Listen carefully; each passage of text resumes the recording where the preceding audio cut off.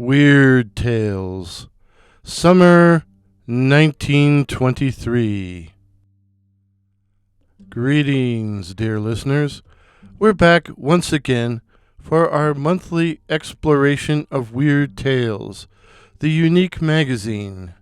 This month, we'll be checking out the summer issue, July-August 1923, Volume 2, Issue 1.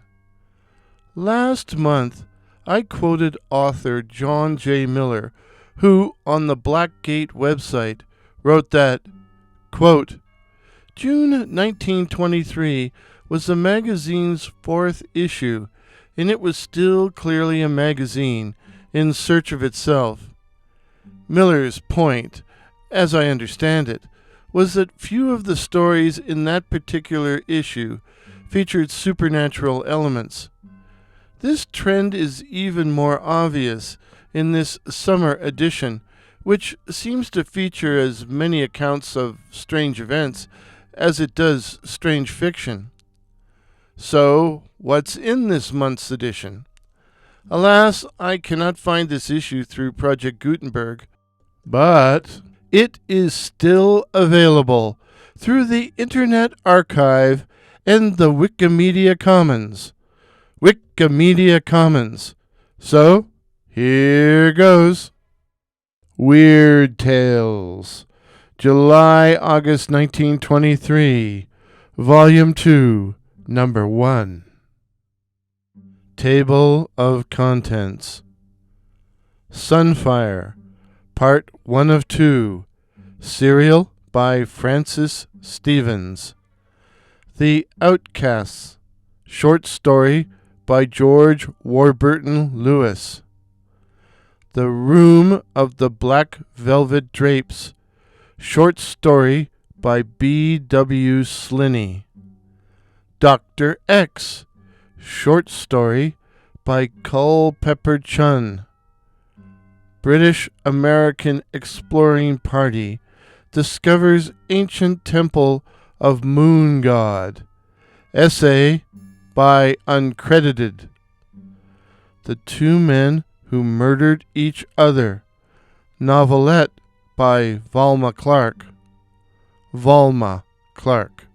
A Weird Prophetic Dream and Its Gruesome Fulfillment.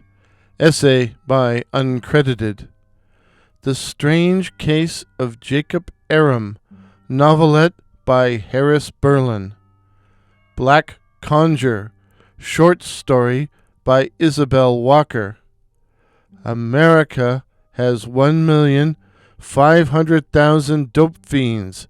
Essay by Uncredited. Monte Carlo Casino yields huge annual profit. Essay by Uncredited. Girl afflicted with strange malady. Essay by Uncredited. The Red Moon, poem by Clark Ashton Smith. Woman weds twins, can't tell them apart. Essay by Uncredited. Caterpillar Army halts train. Essay by Uncredited. Man is tried for 33 murders. Essay by Uncredited. Author sues Egyptian spook. Essay by Uncredited. Shades, Short Story by Bryan Irvine. Lecturer derides material theories of evolution. Boy, try saying that fast. Material theories of evolution. Essay by Uncredited. Voodooism. Essay by Will W. Nelson. Senorita Serpente, Short Story by Earl Wayland Bowman. The Room in the Tower, Short Story. Not that short story. This short story is by D. L. Radway. Riders in the Dark, Short Story by Vincent Sterrett. Will Tombs of Old Mexico outrival King Tut's? Essay by Uncredited. Mandrake, Short Story by Adam Hall Shirk. The Garden of Evil. Evil. Poem by Clark Ashton Smith. Deed. 2,230 years old. Unearthed. Unearthed. Essay by Uncredited. People versus Bland. Short story by Theodore Snow Wood. The Evening Wolves. Part 2 of 2. Serial by Paul Ellsworth Treem. The Corpse on the Third Slab. Short story by Otis Adelbert Klein. The Guard of Honor. Short story by J. Paul Suter. The Cauldron. Essay by Preston Langley Hickey. The Lesson in Anatomy. Essay by John R. Palmer. The Black Nun. Essay by H. F. K. The Phantom Train. Essay by Charles White. A Strange Manifestation. Essay by Matt Bryan, and I'm going to have to spell this last name. A-P apostrophe R-H-Y-S. No idea how you pronounce that. At any event, he had a C-E after his name. The Airy. Essay by the editor. Letters. Woman and Girl Fight Bloody Duel. Essay by Uncredited. Spirit Objects to Holding Hands. Essay by Uncredited. And Death Held No Terror from Bernhardt. Essay by, and let's say it all together now, Uncredited. Names familiar from previous issues include Culpeper Chunn, Vincent Sterrett, Paul Ellsworth Treem, Otis Adelbert Klein, and Paul Suter. But in this video, I would like to focus on two contributors to the summer edition, Francis Stevens, author of this edition's cover story, Sunfire, and the renowned Clark Ashton Smith, who makes his first Weird Tales appearance with poetry. According to Canadian author G. W. Thomas, writing in Dark Worlds Quarterly, Francis Stevens was in reality Gertrude Barrows Bennett, a widow who wrote to support a young child and an ailing mother.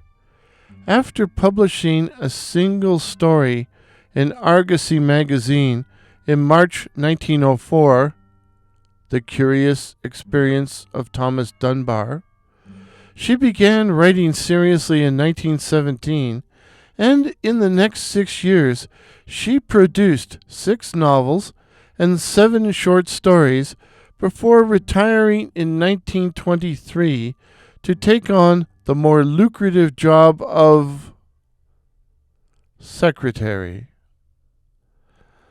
Sigh. Women have always been well represented in horror. After all, Frankenstein was written by a woman, Mary Wollstonecraft Shelley. In the introduction to Roald Dahl's Book of Ghost Stories, Roald Dahl, who else, notes that many classic ghost stories had been written by women, many of whom also wrote for children.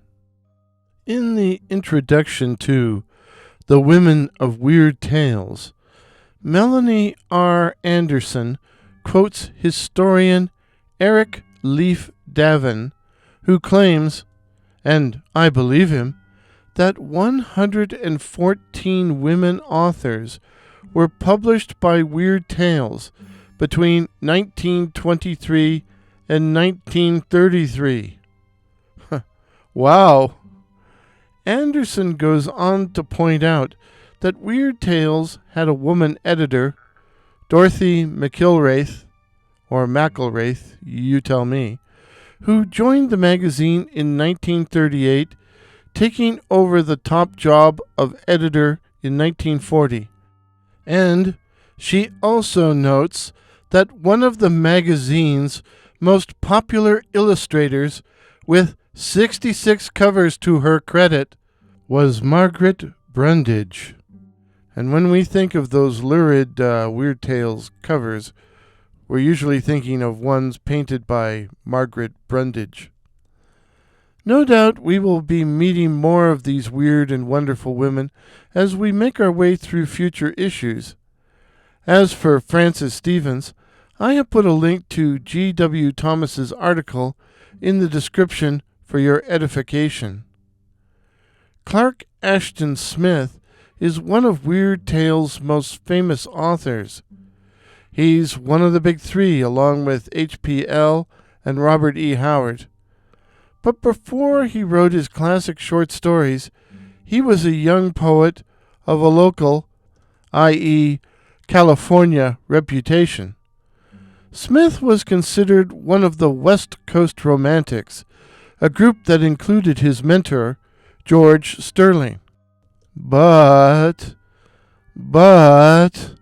his poetry's old-fashioned style, its exotic themes, gosh, that's hard to say, exotic themes, plus a prolonged bout of ill health, soon caused him to fade into obscurity. Needing to support himself and his aged parents, Smith, like Frances Stevens before him, turned to writing stories, and the rest is occult history. I will put the text of Smith's poems in the description or the comments, wherever I can fit them in. The cover story of the summer edition of Weird Tales, Sunfire by Frances Stevens, is described as, quote, harrowing and weird events startle the 5 adventurers who land upon a far-off island, end of quote. The cover illustration by R.M. Malley shows a man who appears to be either a zombie or one of the Walking Dead. It instantly caught my attention, even though Weird Tales historian Robert Weinberg believes that poor cover illustrations by Malley and others contributed to the poor sales Weird Tales experienced in its inaugural year, 1923. Hey, that rhymes. Sales, tales. Still, I found Malley's Sunfire cover quite striking, and I'll put a link to it in the description so you can give me your opinion. Alas, I was unable to find any information on R.M. Malley, so if anyone out there knows anything about him, please share your information in the comments. July and August are often characterized as the dog days of summer, summer itself being described as the silly season. Weird Tales itself seems to be in the doldrums. Will it snap out of it and start publishing a lot more fiction come the September edition? Let's find out together. I plan to continue my exploration of Weird Tales month by month. Won't you join me as we work our way through 1923? And if you check out Sunfire by Frances Stevens or any of Clark Ashton Smith's poetry, please share your impressions in the comments. If this is your first visit to my channel, please consider subscribing. My name is Warren, and I write and tell original ghost stories and original horror stories featuring such cryptids as the Night Floaters, werewolves, and the Black-Eyed Children. So again, please consider subscribing. Please help me to reach my goal of 2,500 subs. Till midnight. Cheers.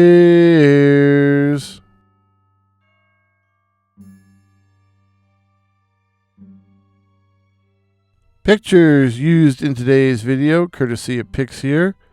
That's PX here.